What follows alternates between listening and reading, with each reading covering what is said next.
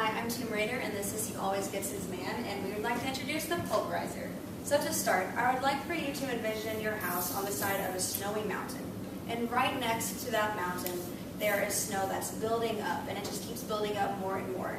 So tell me, how would you feel if somebody had a stick of dynamite and they threw that stick onto that snow to break it up right next to your house? You probably wouldn't like it, and we don't either, which is why we envisioned the pulverizer. Okay, I'm going to discuss a little bit more about the problem and pain if it has to go with avalanches.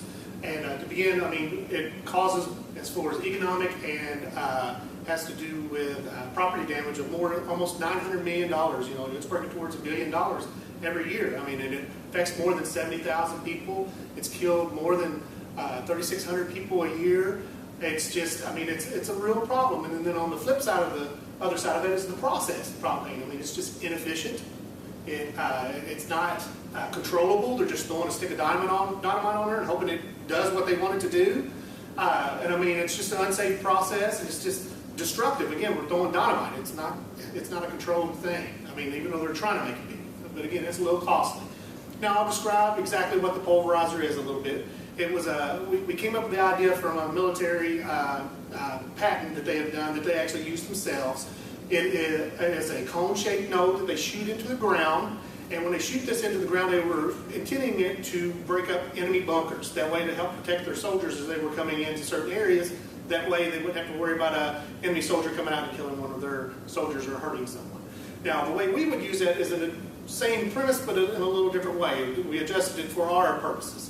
Now, when we use it for that, we're going to sit there and shoot it in the side of a mountain. And when you shoot it inside the mountain, you either shoot it from on foot and shoot it into the mountain, or you can be from a helicopter and shoot it into the mountain. And it's more permanent, it's an easy controlled process, and it's portable. We are looking at it as a prevention aid. We want it as an action, not a reaction. We don't want to wait for it to happen and then try to do something about it. We want to do it beforehand. We don't want it to be an issue. Now, I'm going to explain this just a little bit more to break it up a little bit. Now, when we shoot... No pun intended. Yes. And to shoot it into the ground and surface, it would be in a targeted area, areas that are known problems for avalanches. And we could do it also in other areas as well if it happens to be building up and stuff. You can shoot it in there and check it out.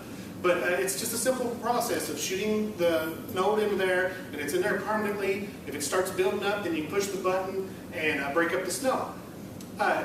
The kinetic pulse vibration, we've got this example on here just to show you just to give you a visual of thinking about the pressure, thinking of a rubber band or what have you, but you got the different levels of the intensity of how much you can shake it up. If it's a really big amount of snow, you probably want to start with a lesser one and then grow up till you break it down to what level you need it to be. Again, we don't want to wait for it to build up to be to a dangerous level. We want it to be something where you are reacting to it. As far as acting and not reacting, whereas now they wait for something to happen and it just potentially can kill someone as it has been. Okay, so now we're going to go into our industry trends and drivers. So there are 6.8 billion people, who live in mountain areas and who are affected by avalanches, and they worry about them every single day. In the U.S. alone, there are over 400 ski resorts, and then there are roughly 9 billion people who consider themselves to be skiers or snowmobilers, and again, roughly 9 billion people, they vacation at ski resorts every year. So now we're going to look into the opportunity cost. So currently we're spending over $800 million on avalanche damages, which is all property damage. So the pulverizer is going to decrease this number significantly, as well as save a lot of time.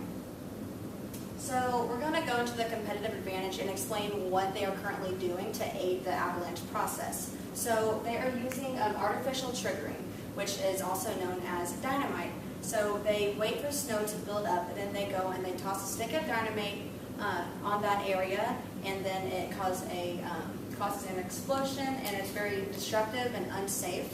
And then the other method that they are using to help prevent avalanches are barriers, which are also called dams. And what they are, it's pretty much like a fence that's put on the side of a mountain, and it's used to block that snow, so it only goes to a certain length, so it does not surpass that. However, it's not very effective because, of course, avalanches could triumph that and cause more damage. And so for our value proposition, the pulverizer is going to save more time, it's safer, and then, of course, it's going to create an action rather than a reaction.